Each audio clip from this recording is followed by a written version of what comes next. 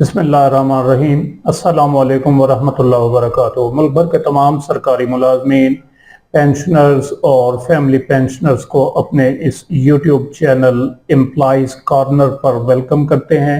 अगर आपने हमारा ये चैनल अभी तक सब्सक्राइब नहीं किया तो जल्दी से इसे सब्सक्राइब कर लें ताकि इस पर जो मुलाजमीन, पेंशनर्स और फैमिली पेंशन से मुतल्लिक़ मालूमात, इतलाआत और हुकूमत की तरफ से जारी करदा नोटिफिकेशंस पर मबनी वीडियोस जो अपलोड होती हैं तो उनका नोटिफिकेशन आपको बर वक्त मौसूल होता रहे। तो चलते हैं आज के कंटेंट की जानिब, वीडियो की जानिब। आज का टॉपिक है जीपी फंड एडवांस लेने का तरीकाकार क्या है। इस बारे में अहबाब बहुत ज़्यादा रिक्वेस्ट कर रहे थे, उनकी पुरजोर जो है वो फरमाइशें आ रही थी कि इस बारे में हमें आगाह किया जाए, जो है हमें इसमें मुश्किलात पेश आती हैं। तो सबसे पहली चीज़ जो है वो आप ये करनी होती है आपने कि आपने अपनी जीपी फंड की स्टेटमेंट हासिल करनी होती है AGPR ऑफिस से, अकाउंट्स ऑफिस से, जो भी मुतल्लिका आपका अकाउंट ऑफिस होगा वहाँ से आपने जीपी फंड की स्टेटमेंट हासिल करनी होगी। 30 जून जो भी साल होगा 30 जून तक वो बना कर देंगे। पिछले सालों की जितनी भी डिडक्शन आपके जीपी फंड की हुई होगी तो वो, और प्लस जो इंटरेस्ट या प्रॉफिट का ऐलान होता रहता है हर माली साल में तो वो लगा कर देंगे। पर क्या आपकी 20 सालों की है तो फिर आपने सबसे पहले 20 साल सर्विस हो गई है तो 20 साल की आपने खुद एक डिडक्शन जो है वो स्टेटमेंट बना कर देनी है, चाहे वो कंसोलिडेटेड बना कर दें या उसको आप मंथ वाइज आप लिखते जाएं कि फर्ज किया 2001 से आपकी शुरू हुई है नौकरी, जनवरी 2001 से तो जनवरी की इतनी डिडक्शन हुई, फरवरी की इतनी फलां स्केल, बाद में स्केल आपका मूव ओवर हो गया, अपग्रेड हो गया, प्रमोशन होगी तो वो स्केल लिख देंगे तो उसके हिसाब से डिडक्शन। तो पूरी ये आपने एक स्टेटमेंट बनाकर देनी है। अगर आप नॉन गस्टेड होंगे तो आपका DDO इसको वेरीफाई करेगा, वो एक साथ सर्टिफिकेट लव करेगा, या आप गस्टेड हैं तो ये स्टेटमेंट खुद बनाकर इसके नीचे आप अपने साइन और स्टैंप लगाएंगे। तो इसके लिए कोई मखसूस जो है वो परफॉर्मा जारी करदा नहीं है, ये बस एक स्टेटमेंट आपने देनी है कि नेम ऑफ मंथ, ईयर और ये सारी चीज़ें, उसमें डिडक्शन ये मंथ वाइज आपने लिखते जानी है।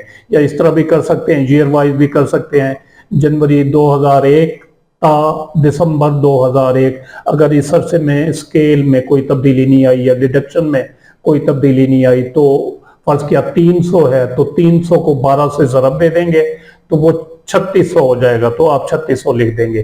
तो इस तरीके से आपने स्टेटमेंट बनाकर अकाउंट ऑफिस में जमा करानी होती है। इसके बदले में वो फिर आपको एक स्टेटमेंट देंगे, जीपी फंड स्टेटमेंट जिसको कहा जाता है। ये एक बुनियादी डॉक्यूमेंट है जिसके बगैर आपका केस जो है वो आगे नहीं चलेगा, फॉरवर्ड नहीं होगा जब तक कि आपके पास ताज़ा तरीन जीपी फंड की स्टेटमेंट अकाउंट ऑफिस से दस्तयाब नहीं होगी।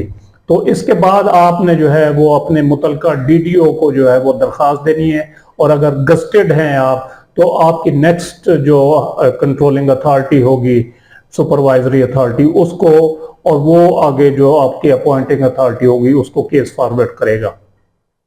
तो ये सारी चीजें लगाने के बाद एक सैंक्शन ऑर्डर जारी होगा आपकी मुतल्लिका अथॉरिटी की जानिब से। जब वो सैंक्शन ऑर्डर आपके पास आ जाएगा आपने उसमें जो है लिखना है, उस दरखास्त में जो दरखास्त देंगे कि आप 80% लेना चाहते हैं, क्योंकि जो 50 साल तक होंगे तो वो नॉन रिफंडेबल नहीं बल्कि रिफंडेबल, यानी अकसात में, इंस्टॉलमेंट में वो वापस करना होगा। अगर आपकी एज 50 साल तक है, 50 साल से अंडर है, नीचे है 45-40 साल तक है, 48 साल हैं, तो फिर आपका जो केस होगा वो रिफंडेबल होगा। रिफंडेबल आप जो है वो केस दरखास्त में लिखेंगे, और जो भी अमाउंट आपकी होगी, फर्ज क्या 1 लाख आपका आया है जीपी फंड स्टेटमेंट पर, पूरा जो आपका बैलेंस है तो उसका 80% यानी 80,000 रुपया आप लिखेंगे अपनी दरखास्त में कि मुझे 80,000 रुपया जो है वो लोन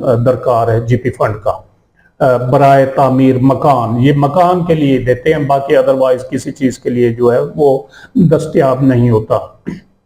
तो आपने मकान की मुरम्मत या तामीर या प्लाट वगैरह की खरीदारी के लिए जो है ना वो ये चीज लिखनी है।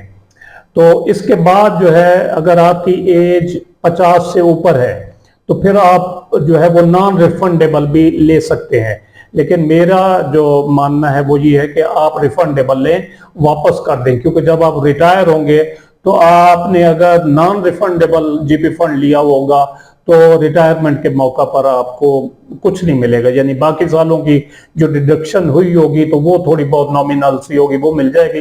लेकिन अदरवाइज अगर आप रिफंडेबल लेंगे और वापस कर देंगे, वो इसमें भी थोड़ा बहुत नुकसान होता है, लेकिन उतना नहीं होता जितना नॉन रिफंडेबल में होता है। तो नॉन रिफंडेबल के बजाय अगर आप रिफंडेबल लें तो वो ज्यादा बेहतर है। लेकिन 50 साल से ऊपर वाले नॉन रिफंडेबल भी लोन जो है वो जीपी फंड एडवांस ले सकते हैं। तो ये सारा तरीकाकार अडॉप्ट करने के बाद आपकी जो सैंक्शन ऑर्डर आ जाएगा, तो एक फॉर्म होता है फॉर्म नंबर 5 और एक फॉर्म होता है गजटेड के लिए फॉर्म नंबर 6।